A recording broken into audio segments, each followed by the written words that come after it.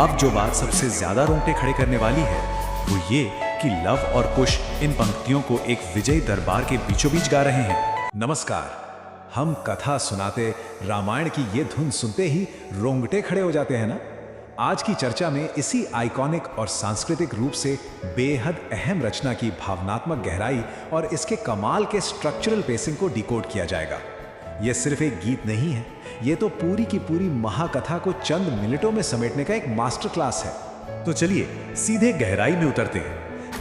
नमस्ते दोस्तों, आज हम एसके ब्रेन शॉट्स पे बात करेंगे कि कैसे आप अपने ज्ञान को अधिकतम कर सकते हैं।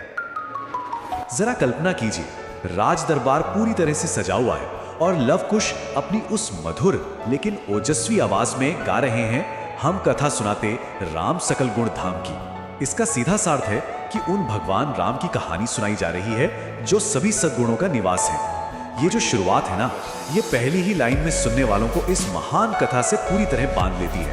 एक बहुत ही शांत लेकिन गजब का प्रभावशाली माहौल तैयार हो जाता है। अब कहानी के पहले भाग पर आते हैं। महाकाव्य की शुरुआत, एक विशाल मंच। इन प्राचीन भौगोलिक सीमाओं वाले शब्दों पर जरा गौर करें। भारत खंडे, आर्यावर्ते, भारतवर्षे।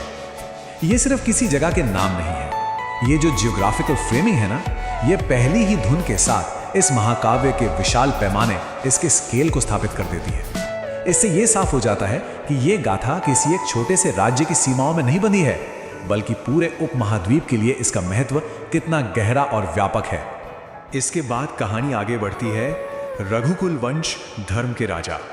यहां देखा जा सकता है कि इस राजसी वंश में 4 भाइयों का जन्म होता है, राम, भरत, शत्रुघ्न और लक्ष्मण। ये सच में देखने लायक है कि गीत के बोल कितनी कुशलता से, कितने कम शब्दों में सभी मुख्य किरदारों को एक साथ सामने लाकर खड़ा कर देते हैं। ये इस बात को पुख्ता करता है कि ये सिर्फ किसी एक नायक की कहानी नहीं है, बल्कि एक पूरे परिवार और उनके आपसी धर्म की दास्तान है।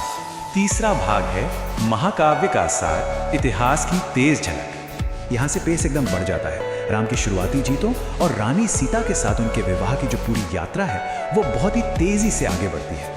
चरण 1 महर्षि विश्वामित्र के साथ जाना, चरण 2 जनकपुरी पहुंचना और फिर चरण 3 सीता स्वयंवर में शिव धनुष का टूटना। ये सब दिमाग में एक के बाद एक ऐसे दृश्य उकेरता है जो बिल्कुल किसी फिल्म के एक फास्ट फॉरवर्ड मोन्टाज जैसा फील देता है। और ये हिस्सा बहुत ही शानदार ढंग से ये दर्शाता है कि कैसे गीत के बोल महाकाव्य के कई अध्यायों को एक ही लुभावने क्रम में समेट लेते हैं। सीता हरण, हनुमान मिलन, लंका दहन, रावण मरण, अयोध्या पुनरागमन और अंततः राम राज्य। ये पूरी की पूरी टाइमलाइन सीधे एक स्वर्णिम युग के शिखर पर ले जाकर खड़ी कर देती है, जहां परम विजय का अद्भुत एहसास होता है। लेकिन तभी आता है चौथा भाग, रानी सीता का वनवास, एक भावनात्मक मोड़। अब यहां टोन एकदम बदल जाती है। इस तीखे विरोधाभास, इस कॉन्ट्रास्ट को समझना बहुत जरूरी है। एक तरफ महारानी की शाही पहचान है, वो एक राजा की पुत्री है, एक राजा की पुत्रवधू है और एक चक्रवर्ती सम्राट की पत्नी है। लेकिन दूसरी तरफ वन की वो कठोर वास्तविकता है, निर्वासित जीवन, अपनी लकड़ी खुद काटना और अपनी चक्की खुद पीसना। ये जो शिफ्ट है, ये महारानी सीता के उस अनकहे बलिदान और कहानी के मूल भावनात्मक तनाव को एकदम से उजागर कर देता है। पांचवा भाग, आत्मनिर्भरता और संघर्ष, एक मां की मूक शक्ति। तो सबसे महत्वपूर्ण बात यह है कि इस एक शब्द को गहराई से समझा जाए, स्वावलंबी। इसका असल अर्थ है पूरी तरह से आत्मनिर्भर होने की अवस्था, यानी किसी से कोई मदद या एहसान मांगे बिना अपना काम खुद करना और अपने स्वाभिमान की रक्षा करना। सीता जी अपने बच्चों लव और कुश को इसी उग्र आजादी और आत्मनिर्भरता का प्रतीक बनने के लिए पालती हैं। ये वाकई एक बेहद ही सशक्त संदेश है। यहाँ उनके रोजमर्रा के संघर्षों के बारे में गीत का वो चरम बिंदु, वो क्लाइमैक्स देखा जा सकता है। स्वयं जंगल से लकड़ी काटना, अपनी चक्की पीसना और बिना किसी सहायता के अपना जीवन यापन करना। अब जो बात सबसे ज्यादा रोंगटे खड़े करने वाली है वो ये कि लव और कुश इन पंक्तियों को एक विजयी दरबार के बीचों बीच गा रहे हैं। मकसद क्या है? सिंहासन पर बैठे लोगों को उस शांत भुला दिए गए बलिदान की याद दिलाना जो दूर किसी घने जंगल में हो रहा है। ये इस पूरे महाकाव्य की सबसे बड़ी भावनात्मक चोट है।